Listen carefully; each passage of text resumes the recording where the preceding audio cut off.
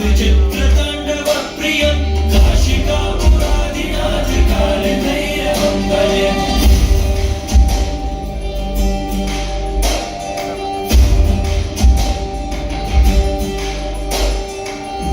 मुक्तिदायकं प्रशस्तचारु विग्रहं भक्तवत्सलं स्थितं समस्तलोकविग्रहं वेणुज्वलन्मनोज्ञेव किङ्किणीलसत्कटिं काशिकापुराधिनाथ है जिसके पास खोने को कुछ नहीं वो सब कुछ पा सकता है और वैराग्य को मन में धारण करने के लिए करनी पड़ती है साधना और उस तप से जन्म लेता है अघोरी।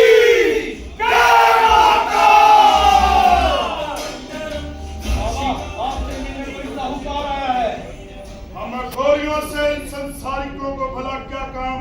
बड़ा व्याकुल है बाबा, जिद पर अड़ा है। जिद वो भी हम अघोरियों से। अघोरी जब हट करे तो सूर्य को छिपना पड़ता है, हवाओं को रुकना पड़ता है, बारिशें तपिश देती हैं और धूप ठंडक देती है और वो हमसे मिलने की जिद कर रहा है तो जाओ बुलाओ उसे। सिद्धि लोग हमें बहुत भाते हैं।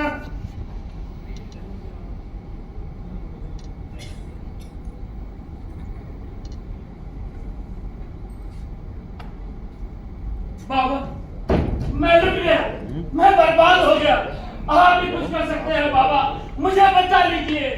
साहूकार, कुछ जैसे लोग तभी खुद को लूटा हुआ समझते हैं जब उनसे उनकी जड़ जोरू या जमीन छीन ली जाए। तेरी जमीन छीनना शेर के मुंह से हड्डी छीनने जैसा है। तू रईस पैसे वाला है तो जोरू की तुझे कोई कमी नहीं, तू सिर्फ पैसे से प्रेम करता है। पैसा पैसा लूट के ले गया ना कोई तेरा। बाबा आप अंतर्यामी है। मेरे जीवन भर की कमाई, खून पसीने की कमाई चोरी हो गई बाबा। किसके खून और किसके पसीने की कमाई ये हम सब जानते हैं। बाबा मुझे गांव छोड़ शहर बसने का ख्याल आया तो मैं अपनी सारी संपत्ति सोने में बदल लाया। पर आज सुबह जब मैं अपनी पत्नी के साथ निकलने ही वाला था तो देखा सारा सोना गायब था। बाबा घर पर भी कोई नहीं आया। मुझे बचा लीजिए बाबा, बचा लीजिए। अगर मेरा सोना मुझे वापस मिल गया तो आप जो बोलोगे मैं वो देने को तैयार हूँ। जो खुद चोरी पे लाए खड़ा है वो भला किसी को क्या दे सकता है? देखा प्रेमानंद, आज हमसे मांगकर कल हमें देने का वादा कर रहा है ये। रंजन, इतनी बात कहा है तुम्हें? ये हमारा आश्रम है, साधना स्थल, कोई जन दुख निवारण केंद्र नहीं। बाहर के किसी भी व्यक्ति को अंदर मत आने दिया करो। क्षमा प्रेमानंद महाराज, क्षमा। मैं पगला सा क्या था, मैं यह भूल गया था कि जिसके सामने स्वयं सिंह मजबूर हो उसे भला कोई क्या दे सकता है। क्षमा महाराज, क्षमा। साहूकार जब से आए हो कुछ ना कुछ मांग ही रहे हो। बाबा मैं सड़क पर आ जाऊंगा बाबा।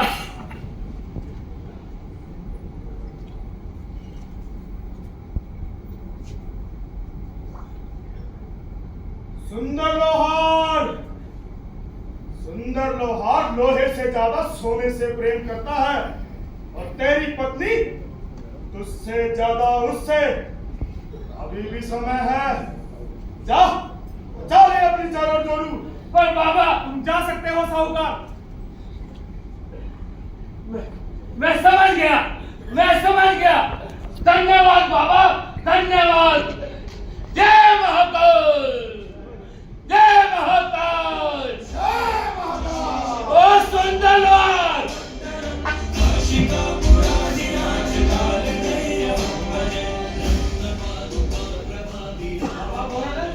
चलिए, यज्ञ की सभी तैयारियां हो चुकी हैं।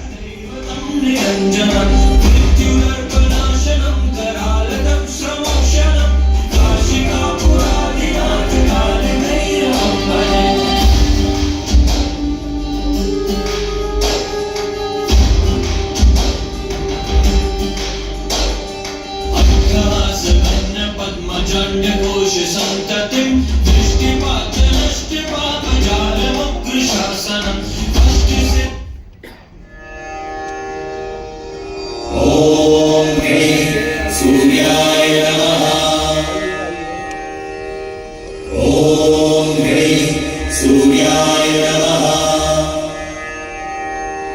ॐ ह्रीं सूर्याय नमः ॐ ह्रीं सूर्याय नमः ॐ ह्रीं सूर्याय नमः ॐ ह्रीं सूर्याय ये तो ये जग मिथ्या है, परंतु जग मिथ्या है या मिथ्या ही जग है, ये कह पाना जरा मुश्किल है। माफ कीजिएगा पुजारी जी, पर आपके चमत्कारों को लोग आज मिथ्या समझने लगे हैं। भक्तों की भीड़ दिन ब दिन कम होती जा रही है। अरे टीचर, व्यर्थ की चिंता करते हो तुम। इस देश की आस्था हमेशा चमत्कारों में रही है। आज भी बीमार लोगों की भीड़ अस्पतालों से ज्यादा बाबा, मौलवियों और पादरियों के यहाँ रही है। वो साहूकार का किस्सा नहीं सुना आपने? पूरे गांव में उसने लड्डू बांटे हैं। उन अघोरियों से डरने की कोई जरूरत नहीं। ऐसे लोग एक जगह ज्यादा दिन नहीं टिकते। वो सब मैं नहीं जानता पुजारी जी, पर लोग आजकल हमारे यहाँ नहीं, उन अघोरियों के यहाँ ज्यादा जाने लगे हैं। अभी तो भीड़ कम हो रही है, ऐसा ना हो कि वो आना। मैंने कहा ना, व्यर्थ की चिंता मत करो। हरिओम पुजारी जी। हरिओम हरिओम। शंकर, भक्तों से मिलने का समय समाप्त हो चुका है। पुजारी जी ने कहा था ना, तुम्हारी पत्नी एकदम स्वस्थ हो जाएगी। मैं वही तो कर रहा हूँ। भभूति दिया था ना पुजारी जी ने। मैं भभूति तो जाओ जाओ, उसी से कल्याण होगा। कल्याण तो हो गया कीचक भाई, मेरी बीवी एकदम स्वस्थ हो गई। आप बात कर रहे हो? जय हो पुजारी जी की, जय हो। देखा, हमारे पुजारी जी के चमत्कार में कितनी शक्ति है। इसमें तो कोई शंका नहीं कीचक भाई, परंतु ये सब तो अघोरी बाबा की कृपा है। जब उन्होंने मेरे सर पर हाथ रखा और उधर मेरी बीवी एकदम स्वस्थ हो गई। तो तुम ये संदेश लेकर मेरे पास आ गए? माफ करना पुजारी जी, मैं तो बस ये भभूति देने आया था। आपकी पत्नी पुजारी जी ने मंगवाई थी अघोरी बाबा के यहाँ से, बस वही देने आया था। शंकर, तुम चले जाओ। जाओ दिया उसे। जी पुजारी जी। पुजारी जी, ये सब क्या है? अगर भाभी जी अघोरियों की महिमा मानने लगेगी, हम सब लोग सड़क पर आ जाएंगे। हम पर तुम घर जाओ। पुजारी जी। मुझे इस बारे कोई बात नहीं करनी। हरिओम पुजारी जी।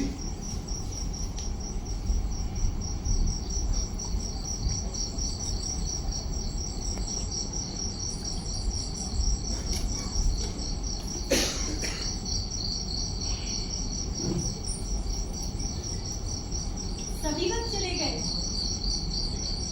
लीजिए, जल लीजिए। ऐसा कोई जल नहीं, मुझे भीतर जलने को शांत कर दे। अग्नि आपके भीतर, मैं कुछ समझी नहीं। तुम तो ये भी नहीं समझोगी कि आज तुम्हारी वजह से दूसरी बार मुझे सर झुकाना पड़ा। दूसरी बार? शंकर ने बताया मुझे कि तुमने उसे उन अघोरियों के पास भेजा किसी चमत्कार की आस में। चमत्कार की आस देखकर ही तो आप अपना और हमारा पेट भरते हैं ना। संभाल कर नदी, ये जीवा को संभाल कर। यही तो सत्य है ना। सत्य और मिथ्या ज्ञान मुझे मत सिखाओ। तुम जानती हो ना, उन अघोरियों की वजह से आश्रम में भीड़ कितनी कम हो गई, और उस पर से मेरी पत्नी उन अघोरियों को रास्ता दिखाएगी तो मेरा नाम और धन तो मिट्टी में जाएगा ना। भक्तों की भीड़ कम होने की वजह अघोरी बाबा नहीं, आपका मिथ्या ज्ञान है। इसमें चमक तो भरपूर है, ताक उसमें बिल्कुल नहीं। पिताजी! ये नहीं तुम्हारी पहली जिंदगी। तुम अगर मां ना बन पाई तो इसे गोद ले लिया, ये जानते हुए भी कि ये दूसरे धर्म का है। मातृत्व का कोई धर्म या मजहब नहीं होता। हमारा है, इसे कह देना।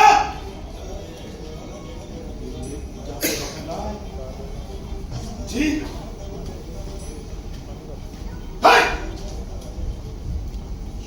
माँ, अगर मैं ऐसा था तो तुमने मुझे क्यों अपनाया?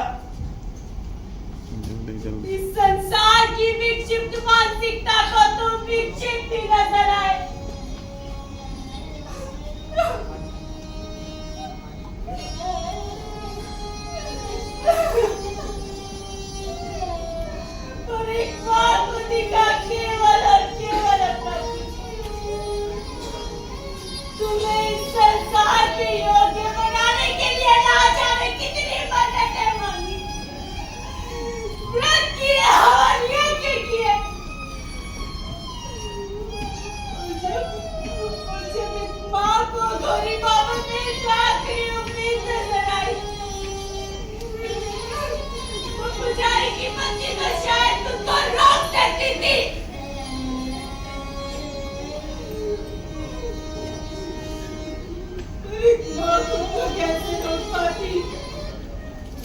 से खुद की जंग छिड़ी है, मजहब बड़ा या ममता बड़ी है।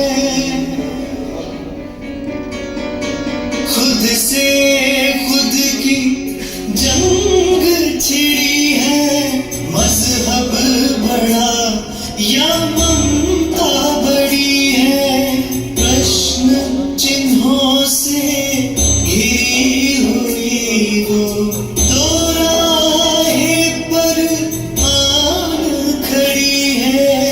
एक नन्ही सी जान को बचाने मानवता का धर्म निभाने, घायल मन से मां की ममता नई कहानी गढ़ने चली है।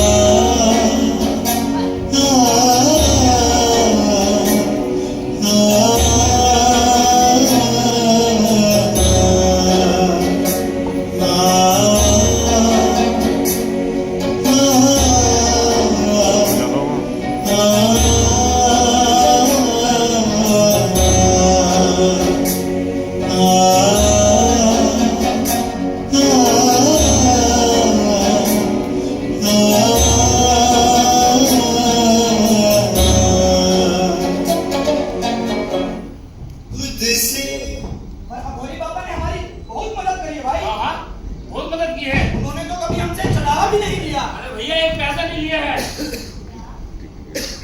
काले जादू से कुछ रास्ता संभव है, किंतु ये रास्ता पाप का है, पुण्य का नहीं, असत्य का है, सत्य का नहीं। और मंदिर में चढ़ावा चढ़ाना तो एक प्रथा है, भगवान के प्रति धन्यवाद करने का तरीका। जिसे तुम काला जादू बोल रहे हो, वो हमारा सातवां तप है और घोड़ी मेरा भी है। वो किसी को नहीं बुलाते, वो तो स्वयं संसार से विमुख है। किंतु तुम जो कर रहे हो वो व्यापार है, धर्म का, आस्था का, आशा का, देने की चेष्टा भी मत करना, देने की चेष्टा भी मत करना। शुद्ध सनातन भाव से कोसों दूर है। सनातन सद्भाव सिखाता है, कमजोर की सहायता करना सिखाता है, दूसरों की भावनाओं का आदर सिखाता है, भय और लालच का नशा सिखाता है। उन्हें रुकना नहीं है। अपनी जीवा को आराम दो। ये भोले भोले गांव वाले तुमसे वर्षे करते होंगे, किंतु मैं स्वानंद तुमसे किंचित नहीं डरता। मैंने कहा ना पुजारी, लोगों को डराने का कारण तुम्हारा है, हमारा नहीं। निकल जाओ, गांव से अभी शीघ्र निकल जाओ। सही समय आने पर हम अवश्य चले जाएंगे। इससे पहले ना तो हम यहाँ से जा सकते हैं और ना ही तुम हमें विवश कर सकते हो। ध्यान रहे, जिन शिव के तुम भक्त हो, हम भी उसी रुद्र का ध्यान करते हैं। अगर तुम्हें अघोरियों पर शंका है तो तुम्हें शिव पर भी शंका है। हमारे शिवग्रस्त हैं, तुम्हारे जैसे नहीं। आपके मन में उत्पन्न होने वाले भय, लालच, मोह, द्वेष ऐसे विकारों से मुक्त होना है और आदित्य भी विकारों से मुक्त है। हम भी इसी राह पर चलने की कोशिश करते हैं, किंतु तुम्हारे हृदय से भय, लालच, मोह, द्वेष और महत्वाकांक्षाओं की भूख निरंतर आती है। तुम्हारा सत्य मैं जानता हूँ तुम्हारा सत्य में। इस गांव को आधिपत्य चाहते हो ना तुम, और ये तुम्हारा जीवन सुरक्षा से यापन हो सके। और उनका आधिपत्य संपूर्ण ब्रह्मांड पर हस्तकारी और नहीं बात हमारे सरल जीवन की आपत्ति। तो यह कठिन मार्ग हमने स्वयं चुना है, योग को हठ योग हमने बनाया। हमारे जीवन में सरलता जैसा कुछ भी नहीं, किंतु तुम्हारे जीवन का बने आराम और सरलता अत्यंत आवश्यक है। तुम्हें सोने के लिए आरामदायक बिस्तर चाहिए, और अघोरी अपनी नींद से जाग चुका है। तुम्हें देख ढकने के लिए वस्त्र चाहिए और अघोरी के शरीर को शमशान की राह की तरफ देती है। जानता हूँ, अभी भांति जानता हूँ मैं। है ही नहीं वक्त का वाला, निकाल है कोई नहीं यहाँ से, वरना ये तुम्हारी लाश नोचेंगे। पर अघोरी बाबा से हमें कोई आपत्ति नहीं। हाँ भैया, कोई आपत्ति नहीं। अघोरी बाबा यही रहेंगे। अघोरी बाबा यही रहेंगे। अघोरी बाबा यही रहेंगे। अघोरी बाबा यही रहेंगे। अघोरी बाबा यही रहेंगे। अघोरी बाबा यही रहेंगे। अघोरी बाबा यही रहेंगे। पुजारी जी, ये गांव वाले हमारी बात सुनना ही नहीं चाहते। अब एक ही रास्ता है, हाँ, एक ही रास्ता है कीचा, अपना साम्राज्य बचाने का, और वो कार्य तुम करोगे। मैं पुजारी जी, तुम मांगे स्वर्ण दूंगा। क्या आप सत्य कह रहे हैं? 100%। समझिए, समझिए, काम हो गया।